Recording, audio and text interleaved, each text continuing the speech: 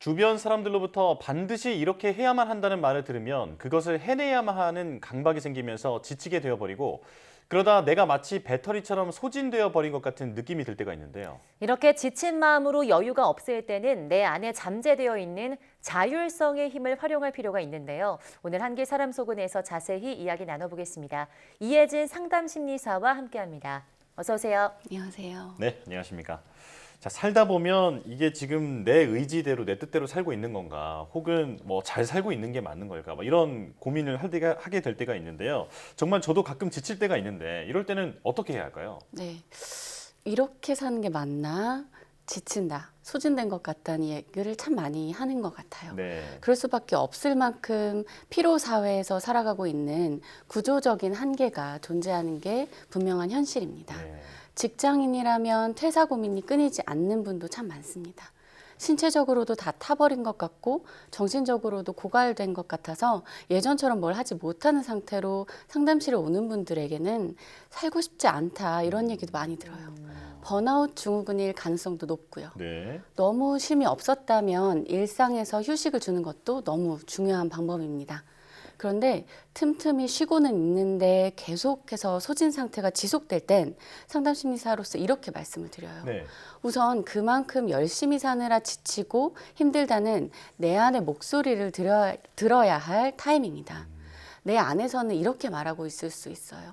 해야 하는 거 이제 좀 그만하면 안 될까? 해야 하는 것을 하다 보니 어느새 내가 하고 싶은 것이 뒷전이 된 상태가 아닐까?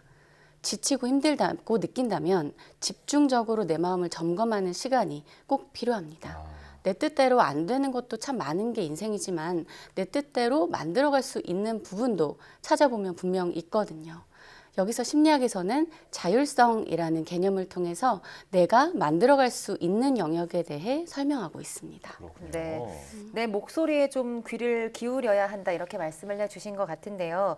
그렇다면 내가 만들어 나갈 수 있는 자율성에 대해 조금 더 이야기해 주시죠. 네, 자율성이란 한마디로 나의 행동의 근원이 되는 욕구로 주체적으로 나의 행동을 결정할 수 있는 힘이라고 정의합니다. 다시 말해 삶에서 내가 이 행동을 나 스스로 원해서 하는지 내가 결정해서 하는 일인지가 명확하지 않을 때 자율성이 상실되었다고 볼 수 있어요. 네. 인간의 동기 이론 중에 유명한 자기결정성 이론을 제안한 심리학자 라이언과 데스는 이렇게 말했습니다. 인간에게는 세 가지 기본 심리적 욕구가 있다고요. 1번 자율성의 욕구, 네. 스스로 자신의 행동을 조절하고 결정하고자 하는 욕구입니다. 2번 유능성의 욕구는 도전을 통해 효능감을 경험하고자 하는 욕구예요.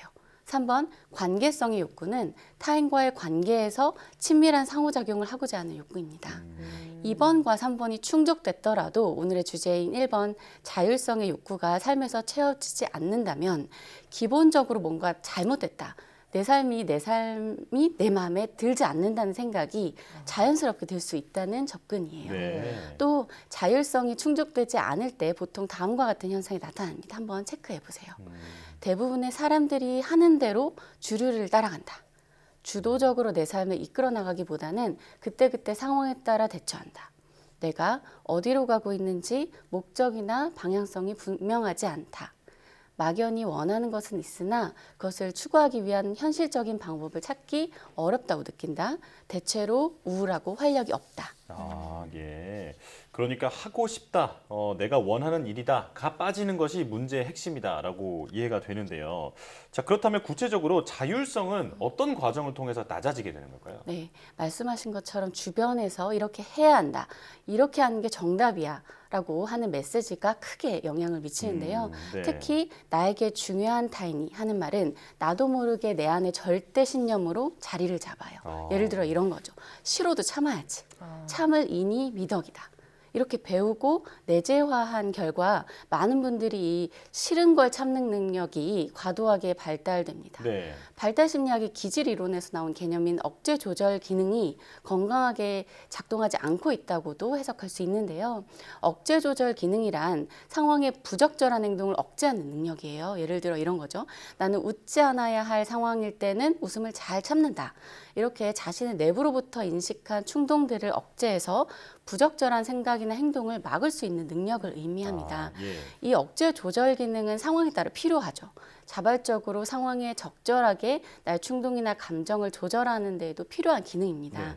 그런데 문제는 어느 순간 이 기능이 불필요할 때 왜곡된 방식으로도 작동할 수 있다는 점을 점검해 보는 거예요. 즉, 절제가 과도하게 되었을 때 나도 모르게 억압으로 변질될 수도 있다는 겁니다. 즉, 자신의 뜻대로 자유롭게 행동하지 못하도록 억지로 혹은 무의식적으로 누른 행위가 습관을 넘어서 나의 성격이 되는 거예요. 네. 그것이 바로 자율성이 상실된 상태로 볼 수 있습니다. 네, 그렇다면 자율성이 상실된 상태로 계속 살아가다 보면 어떻게 될까요?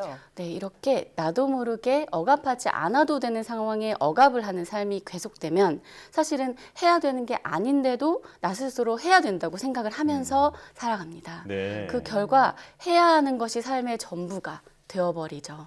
예를 들어 지금 내가 하고 있는 일이 해야 하는 것으로 인한 선택의 결과라면 그 책임을 지기 위해서 버티는 시간으로 하루 대부분의 시간을 써버리는 겁니다. 이런 생각들을 하면서 말이죠. 내가 하는 일은 쓸모없어. 그냥 해야 하니까 하는 거지. 그만두고 싶지만 딱히 뭘 해야 될지 모르겠어. 그러니까 내가 원하는 것이 아닌데 이거를 해야 하는 것을 이제 수행을 하다 보면 하루 종일 참기만 하는 거다. 네, 이렇게 말씀하셨는데요. 듣기만 해도 참 불행한 삶이 아닐까. 네, 이런 생각이 듭니다. 자, 그렇다면 자율성을 높이는 게 중요할 텐데 어떻게 해야 할까요? 네, 일단 자율성을 높일 수 있는데요. 인간의 성격 중에서도 개발이 가능한 영역이거든요. 그래서 자율성은 다르게 정의하면 자기와 자기의 관계로도 설명을 해요. 네. 한마디로 내가 나랑 어떻게 지내는가. 네. 인데요. 우린 타인이랑은 어떻게 지낼지 고민을 하는데 나랑의 관계는 잘 생각해 보지 않은 경우가 많아요. 네. 그래서 내가 나와의 관계를 인식하는 것부터가 시작입니다. 여기서 꼭 기억하셔야 할 점은 지금까지 해왔던 선택과는 좀 다른 선택을 잠시 멈춰서 고민하고 결정해보는 연습이 필요하다는 거예요. 예를 들어 지금까지 너무 참아온 분이라면 잠시 멈춰서 이렇게 나에게 자문을 해봅니다. 이게 이렇게까지 참을 일인가? 조금 덜 참아보는 연습을 일상에서 하나씩 해보는 거예요. 네. 두 번째는 내가 지금 하고 있는 일에서 내가 자율적으로 하고 있는 것을 좀 눈 크게 뜨고 찾아보는 거예요. 예. 자율성이 낮은 삶을 살다 보면 내가 하는 일이 쓸모없다, 별 가치 없다고 느끼게 되거든요. 그런데 또 멈춰서 생각을 해보면 정말 그런가? 내가 하는 일이 정말 가치가 하나도 없을까? 혹시 내가 너무 나 스스로를 혹시 내 일을 평가절하하고 있는 건 아닐까. 조금 에너지가 생겼을 때 잠시 멈춰서 눈을 크게 보고 이렇게 한번 찾아보면 찾아지거든요. 예. 네. 그래서 최근에 일 자체가 잘 되었을 때 그러니까 외적인 보상이랑 상관없이 내가 스스로 보람을 느꼈던 순간을 한번 찾아보세요. 아주 찰나의 순간이더라도 기분이 좋았던 면이 분명히 존재할 거예요. 그리고 그 부분에 초점을 맞춰서 한번 알아차려 보는 겁니다. 예. 아, 난 이럴 때 기분이 좋구나. 다 싫은데 이것만은 할만하구나.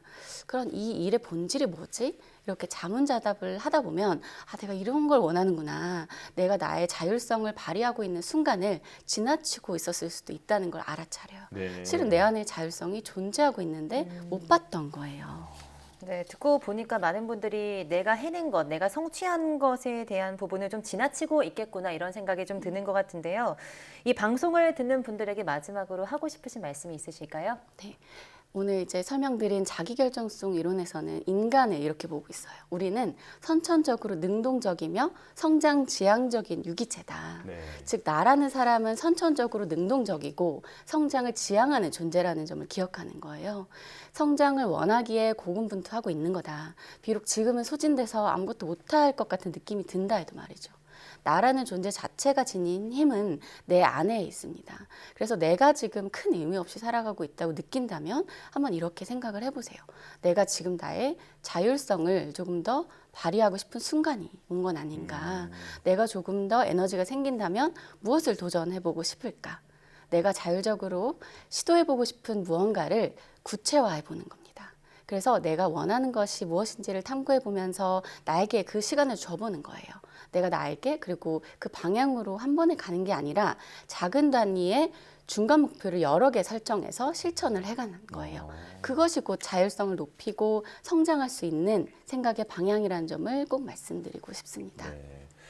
저는 오늘 말씀을 들으면서 우리 교육 현실이 사실 떠올랐는데요. 학창 시절 내내 해야 한다, 뭐가 돼야 한다 이런 얘기를 듣다가 성인이 되어서도 스스로 무언가를 결정하지 못하게 되는 경우도 있잖아요. 네, 그래서 아이부터 어른까지 모두가 자율성의 귀를 좀 기울여 볼 필요가 있지 않을까 이런 생각이 들었습니다. 자, 한길 사람 속은 이혜진 상담심리사와 함께했습니다. 고맙습니다. 감사합니다.